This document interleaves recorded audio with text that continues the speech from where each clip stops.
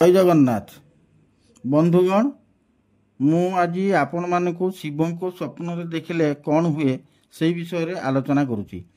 ध्यायंग नृत्यंग महेशंग रजतंगिरी चारुचंद्रावतंसम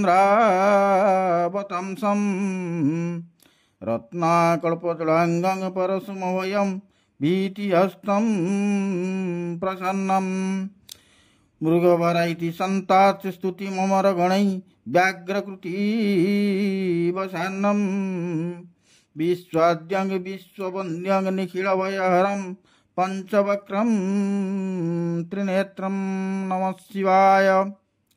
देवदेव महादेव कोपेवर कि तपेवर से जहा प्रति प्रसन्न हुंती कली जुगरे तार किसी अभाव हुए नहीं। जदि कई स्वप्न शिव को देखती देखा लोकर निजर मनस्कामना पूरण होता है, शत्रु विवाद मध्य जय होता है।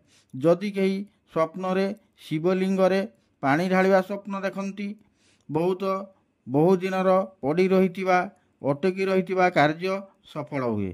स्वप्न शिवलिंग ब्राह्मण पूजा करुथिबार देखिले अपुत्रिक पुत्र संतान लाभ करे।